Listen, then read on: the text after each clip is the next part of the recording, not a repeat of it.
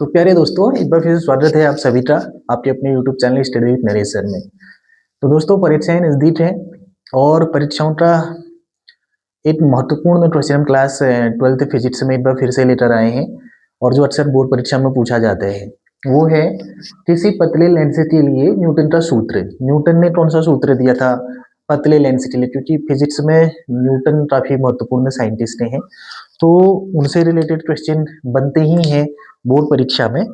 तो न्यूटन से related question बनेंगे ही, इसलिए जो है वीडियो को ध्यान से देखें और स्किप न करें, पूरा वीडियो देखें और एक एक चीज कोशिश रहती है कि बारीकी से बताया जाए ताकि आप लोगों को समझने में दिक्कत ना आए। तो वीडियो के साथ बने रहें, वीडियो को लाइक करें, सब्सक्राइब करें। आइए चलते हैं कि किसी पतले लेंस के लिए न्यूटन का सूत्र हम कैसे निकालते हैं। तो प्यारे दोस्तों, सबसे पहले हमने एक लेंस लिया है जो आपको रेड कलर का दिखाई दे रहा है। ये एक लेंस है। इस लेंस से इस लेंस में हमने क्या किया हुआ है, इस सामने लेंस के सामने एक हमने रखा है बिंब, जिसका नाम है ए बी। ए बी एक बिंब है और लेंस में जैसा कि आपको पता ही होता है, लेंस में दो उसकी सतह होती है। किसी भी लेंस की दो सतह होती है। तो लेंस की पहली जो सतह है, ये वाली जो सतह है, इस सतह के लिए इस सतह का जो फोकस है, फोकस बिंदु या फोकस बिंदु ले लेते हैं, ये यहाँ पर है जिसको हमने नाम दे दिया है F1। ठीक है।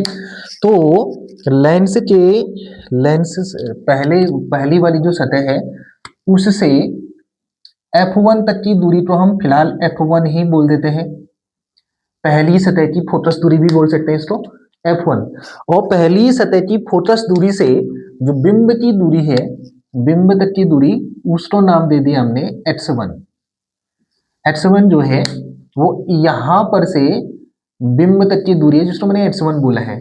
अब ये लेंस की दूसरी सतह है, ये वाली सतह है, इधर वाली जो सतह है वो लेंस की दूसरी सतह है।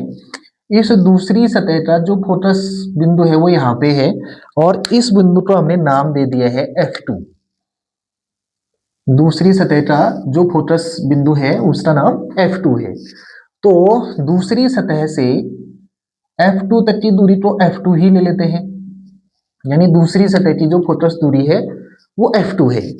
और दूसरी सतह की फोकस दूरी से ये जो दिखाई दे रहा है यहाँ नीचे की तरफ, ये प्रतिबिंब है, इसका नाम A डैश B डैश ले लेते हैं, A डैश B डैश। तो F2 से A डैश B डैश तक की जो दूरी है उसको नाम दे दिया हमने x2। ठीक है दोस्तों, एक बार फिर से, कोई जल्दबाजी नहीं है। हमने सबसे पहले एक लेंस लिया हुआ है। इस लेंस की पहली सतह ये वाली है। इस सतह से यहाँ पे इस बिंदु पर एक बिंब रखा है जिसका नाम ए बी है। तो पहली सतह का जो फोकस है वो F1 है और पहली सतह से F1 तक की दूरी तो F1 बोला है, फोकस से बिंब तक की दूरी को x1 बोल रखा है। ये इस लेंस की दूसरी सतह है। दूसरी सतह का फोकस F2 पर है और F2 तक की दूरी को F2 बोला है। F2 से प्रतिबिंब की जो दूरी है, जहां पे हमारा प्रतिबिंब बन रहा है, उस दूरी को बोल दिया हमने x2। ठीक है प्यारे दोस्तों, थोड़ा सा नामकरण कर सकते हैं हम। जहां पे प्रकाश की पहली किरण आपतित हो रही है जिस बिंदु पे, उस बिंदु का नाम ले लिया हमने M। ठीक है। और जिस बिंदु पे प्रकाश की दूसरी किरण आपतित हो रही है उस बिंदु का नाम ले लिया हमने N। तो सबसे पहले हमने क्या कारनामा कर दिया, जिस जिस बिंदु पर प्रकाश किरण आपतित हो रही है उनको विशेष नाम दे दिया हमने। और ये इसका बीच वाला पॉइंट है जिसको हम ध्रुव भी बोल सकते हैं, इसको नाम दे दिया हमने C। इसका नाम हमने क्या दे दिया, C। ठीक है प्यारे दोस्तों, तो सबसे पहले इस टाइप का हमने एक बनाना है, हमारे द्वारा ये बनना चाहिए एक चित्र। इसका बढ़िया सा एक चित्र बना देना है इस प्रकार से। ये प्रकाश किरण है। ठीक है। तो अब हमने जो जो किया है, जो जो मैंने बताया कि एक लेंस है, लेंस की दो सतह है। पहली सतह का फोकस F1 है, दूसरी सतह का F2 है। पहली सतह के लिए फोकस दूरी पहली सतह के लिए फोकस दूरी F1 है, दूसरी सतह के लिए फोकस दूरी F2 है। F2 से प्रतिबिंब की दूरी x2 है, F1 से प्रतिबिंब की दूरी x1 है। ये सारी चीजें लिखने के बाद हमें हमें क्या करना है दोस्तों, हमें न्यूटन का सूत्र निकालने हैं। तो न्यूटन का सूत्र निकालने के लिए क्या करना पड़ेगा, हमें दो दो करके त्रिभुज लेने हैं। सबसे पहले हम क्या करेंगे, समरूप त्रिभुज। हमारे पास दो समरूप त्रिभुज हैं, समरूप त्रिभुज A B F1, A B F1 तथा दूसरा त्रिभुज लेते हैं जिसका नाम है F1NC, F1NC। इन दो त्रिभुजों में देखते हैं। अब दोस्तों मैं इन दो त्रिभुजों को समरूप त्रिभुज बोल रहा हूं, इन दो त्रिभुजों को मैं बोल रहा हूं समरूप त्रिभुज। ध्यान से देखिएगा, ये है ए, इधर है बी, इधर है F1, ये सी है और ये N है। अब मैं ये कह रहा हूं कि ये दोनों त्रिभुज समरूप है। समरूप क्यों है वो भी बात कर सकते हैं। ये वाला कोण और ये वाला कोण, ये दोनों कोण शीर्षाभिमुख कोण है, बराबर है। और ये वाला 90 अंश है, ये भी 90 अंश है, तो ये दोनों भी बराबर है। तो जब एक त्रिभुज के दो कोण दूसरे त्रिभुज के दो कोणों के बराबर होते हैं तो दोनों त्रिभुज समरूप होते हैं। तो इसका मतलब ये त्रिभुज और ये त्रिभुज दोनों त्रिभुज समरूप है। अगर त्रिभुज समरूप है तो उनकी संगत भुजाएं समानुपाती होती हैं। तो हमें क्या करना पड़ेगा, तब हम इस नियम पे आएंगे, जो उनकी समरूप संगत भुजाएं, इसके संगत में ये वाली भुजा है, तो हमें क्या लिखना पड़ेगा, ए बी, इसके बट्टे में लिखना पड़ेगा CN। तो इस भुजा और इस भुजा का अनुपात ये बराबर होना चाहिए, ये वाला ए F1 अपॉन सी F1। हमने क्या किया है, इस भुजा का और इस भुजा का अनुपात बराबर इस भुजा का और इस भुजा के अनुपात के बराबर ले लिया है। अब हम चित्र में देखें, चित्र के हिसाब से देखें तो जो CN नजर आ रहा है, CN ये वाली भुजा है CN, और ये जो CN है वो सामने A डैश B डैश के बराबर है। तो चूंकि CN इज इक्वल टू है A डैश B डैश, तब हमें क्या मिलेगा, अब ये जो इक्वेशन है वो क्या बन जाएगी, ऊपर में AB अपॉन में CN है, CN की जगह लिखना पड़ेगा हमें A डैश B डैश, और ये बराबर हो जाएगा A F1 upon C F1। ठीक है दोस्तों, इसको कह देना है इक्वेशन नंबर 1। तो पहली बात हमने क्या किया, हमने ये वाला त्रिभुज और ये वाला त्रिभुज, ये दो त्रिभुज ले करके हमने एक इक्वेशन बना ली है। इसी प्रकार आप अगले दो त्रिभुज लेने हैं हमें। इसी प्रकार अगले दो त्रिभुज क्या हो सकते हैं हमारे पास, एक त्रिभुज ये है और दूसरा त्रिभुज है ये। इन दो त्रिभुजों में देखते हैं।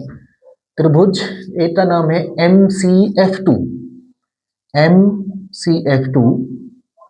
तथा दूसरा त्रिभुज है A dash B dash F2, A dash B dash F2 में। इन दो त्रिभुजों में देखते हैं। तो ये दो त्रिभुज भी मैं बना लेता हूं ऐसे। ये दो त्रिभुज इस प्रकार से है, यहाँ पे है M, इधर है C, इधर है F2, ये है A डैश और ये है B डैश।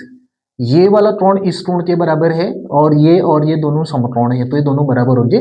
तो दोनों त्रिभुजों के कोण बराबर है, इसलिए दोनों त्रिभुज समरूप हैं। अगर त्रिभुज समरूप हैं प्यारे दोस्तों, तो उनकी भुजाएं, उनकी संगत भुजाएं समानुपाती होती है, मतलब ये बट्टा ये।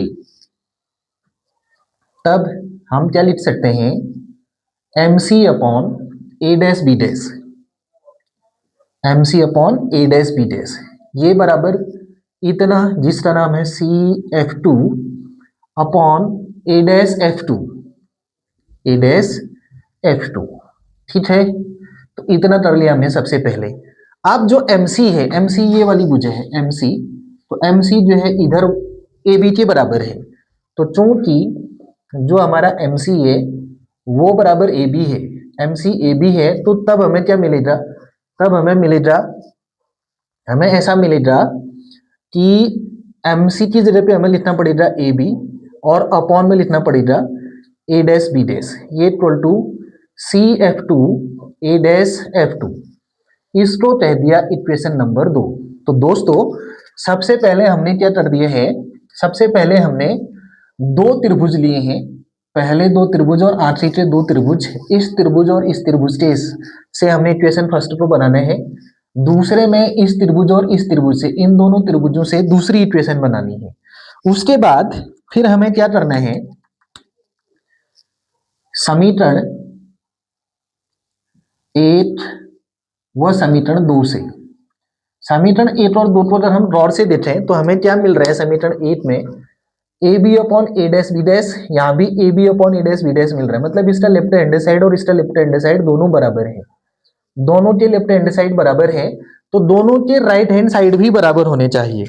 तो हम राइट हैंड साइडों को बराबर कर देते हैं, A F one upon C F one बराबर, इधर हो जाएगा C F two upon A dash F two. ये तो ये हमें समीकरण 8 और 2 से नई चीज देखने को मिली। आप क्या कर सकते हैं, ए एफ वन को देखते हैं, ये हमारा ए है और ये एफ वन है, ए से लेकर एफ वन तक की जो दूरी है उसको हमने पहले ही एक्स वन माना हुआ है, तो इधर पे आ जाएगा X one. C F one, C F one, तो सी एफ वन तक की दूरी एफ वन है, तो जो सी एफ वन है उसकी जगह एफ वन लिख दिया। C F two, C F two ये वाली दूरी है जो एफ टू है, तो यहाँ F2 लिख दिया। A डैश F2, ये A डैश है और F2 ये, A डैश और F2 के बीच की दूरी है H2। अब कुछ नहीं करने हैं, अब क्या कर देने हैं, दोनों में हमने तिरछा गुणा कर देने हैं, इसे इसके साथ लिख लेने हैं, X1 इंटू X2 बराबर, इसको उधर ले जाएंगे तो ये बनेगा F1 इंटू F2 ऐसे, तो इसको लास्ट में ऐसा लिख दिया जाता है, X1 X2 बराबर F1 F2, X1 X2 बराबर F1 F2, और यही न्यूटन का सूत्र है, यही जो है न्यूटन का सूत्र है जिसकी हमने व्युत्पत्ति करनी थी।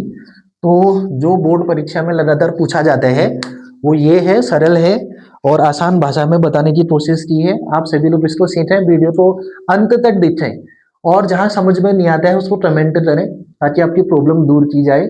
और ऐसे ही ढेर सारे और क्वेश्चनों को सीखने के लिए चैनल के साथ बने रहें, लाइक करें, सब्सक्राइब करें, दोस्तों के साथ शेयर करें। धन्यवाद।